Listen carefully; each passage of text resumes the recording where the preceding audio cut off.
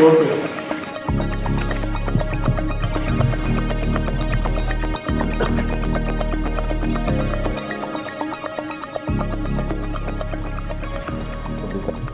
So, gentlemen of the press, good day.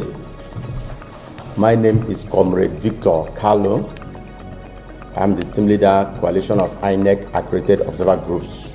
And here with me are heads of various INEC accredited civil society observer groups that have been monitoring and of course monitored the just concluded Edo State local government governorship election held on the 21st of September 2024.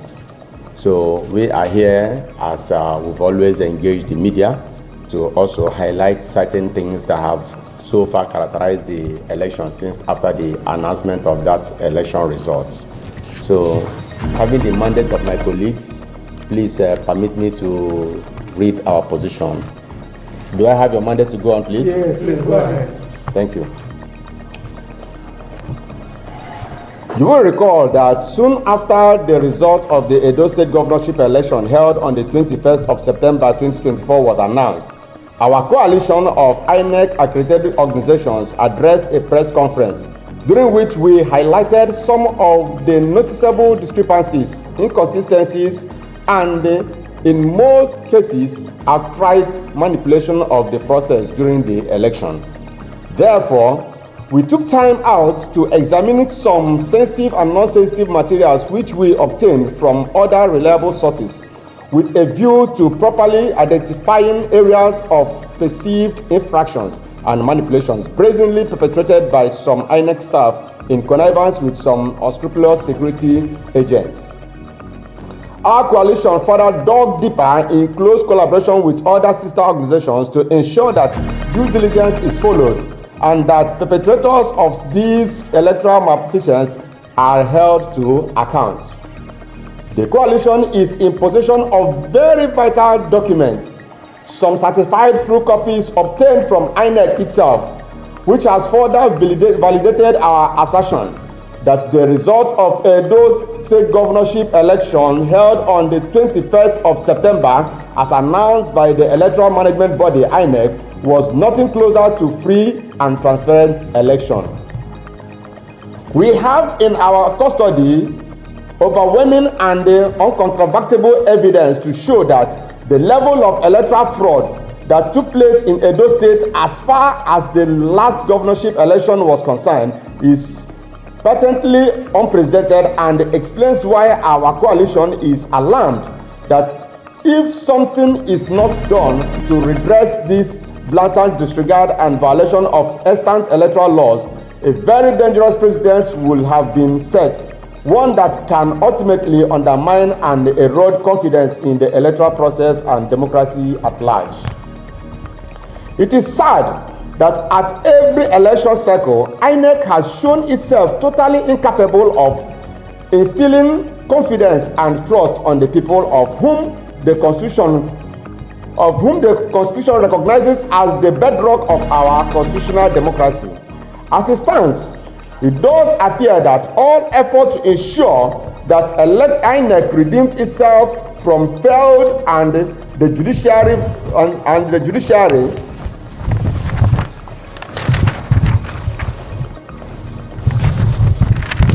which always has been touted as the last hope of the common man is now being called upon once again to rescue our democracy from the pangs of forces being bent on derailing the wheel of progress. Are we there? Yes. Please, can you all put your phones on?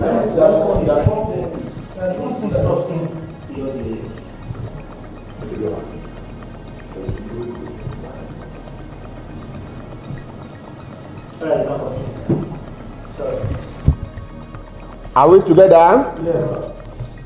It is the contention of this coalition that the judiciary must now take a deeper look at all the evidence or evidences at its disposal with a view to reaching a just and fair judgment that will ultimately restore confidence and trust in our electoral jurisprudence. The coalition of INEC accredited observers is presently mobilizing members across the nation to sort out and keep deep vigil to ensure that the judiciary do the needful and restore confidence to the electorate, who are always at the receiving end of such electoral manipulations. Also, the perpetrators of this heinous electoral crime against the good people of Edo State in particular and Nigerian democracy at large must be made to face the full wrath of the law in order to serve as deterrent to others. We as civil society groups committed to strengthening democratic values and ensuring that the constitutional right of citizens become a national ethos that must be pursued with vigor are ready to go full length in defending our democracy and electoral process through legitimate and peaceful constitutional means. When results of elections are turned on its head, the vast majority of the people who spent hours to exercise their franchise loses hope in the system and more often resort to self-help, a clear pathway to anarchy and lawlessness. We call on the judiciary to set a clear path that will reinvigorate trust, which indeed serves as a major catalyst that can help advance the cause of democracy and good governance as it is known worldwide. And having noted all those things and with the evidence available to us, we are making these demands.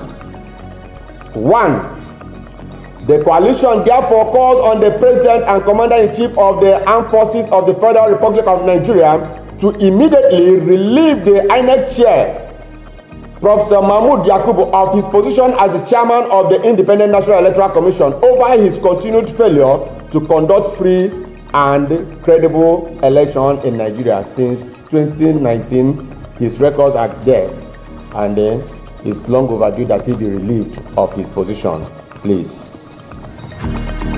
We also recommend a holistic reform of the electoral laws such that guarantees financial and operational independence of INEC. The starting point in our view is to explore and implement in full the proposal as recommended by the US panel report. That report is in the public domain, so we don't want to waste our time going back to it now, but we are recommending that yes, we implement same to the fullest. The National Judicial Council, that is NJC, should shortlist three INEC chairman nominees who will be appointed by the National Council of State and confirmed by the Senate. So the Mr. President appointing, using his discretion to appoint, and possibly his appointee becomes answerable to him and not answerable to the people of the country, should stop. That's our position. And we have public outcry on that and public support on that as well. So it's time we get it right.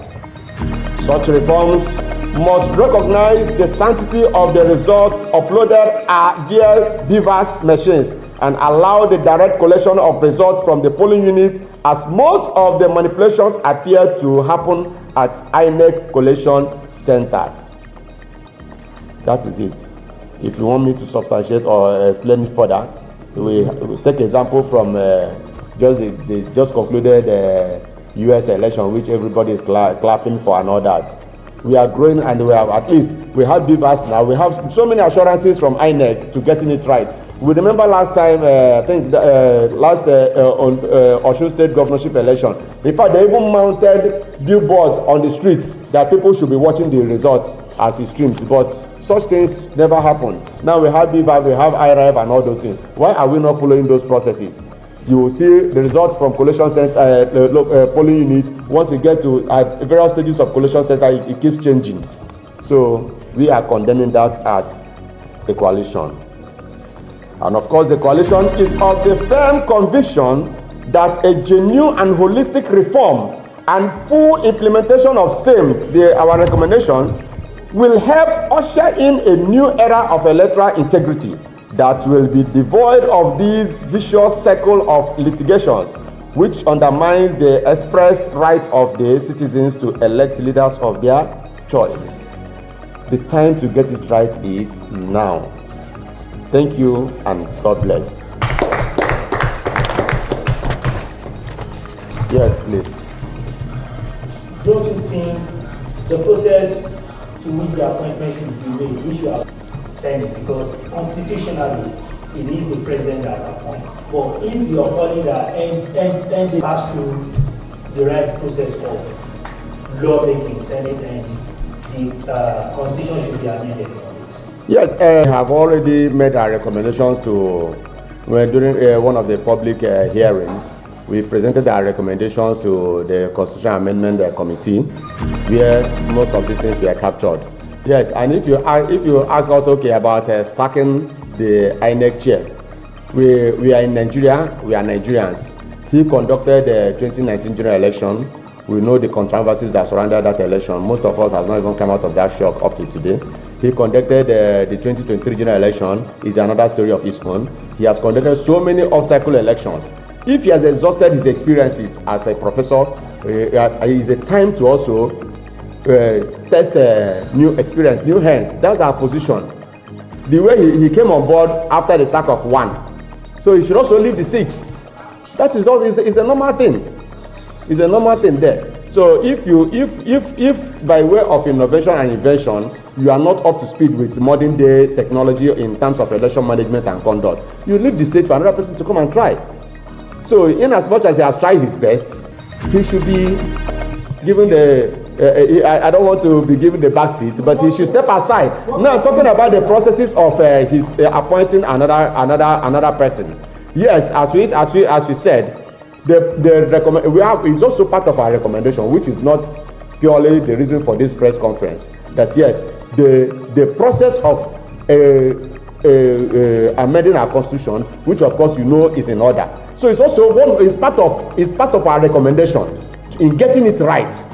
In getting it right, the whole story there, our news, our position is that the power to appoint the INEC chairman of whosoever should not be solely the duty of Mr. President. That is why we see them being answerable to Mr. President, and invariably the power of the party, the claim of party presidential powers and all those things. So at times you see it playing. At times you see it that yes, yeah, okay, you know, Nami appoint you, also you report to me. So INEC chairman should report to the people. INEC chairman should do the bidding of the people, which is getting it right. That's our position. And when we get all this thing right, we are calling on the National Assembly to expedite that action in doing that. We have seen them wake up in the morning, sleep at night, and in the morning we have a new law. We have a new law in Nigeria. So why delaying in getting it right in amending our laws? How many months has it taken them to doing it now? While in Nigeria, we've seen them in a space of 2 hours, we see we have a new law in several issues. So that is our position. That's our concern. That's our demand, both from the National Assembly, to do the right thing at the right time. Thank you. Thank you very much. We are civil society groups. We speak for the interest of Nigerians, and you don't expect Nigerians to go and lobby their representative to do the right thing. So, but talking about bringing it to the point of politics, and that is where we are getting it wrong. How many of us, I have my representative there, as I told us now that yes, as civil society, as a body, we have done our recommendation, we have presented our recommendation to them. And if we are talking about lobbying, financial lobbying, you don't expect it, but this is part of our lobbying also, to tell them do it. Thank you.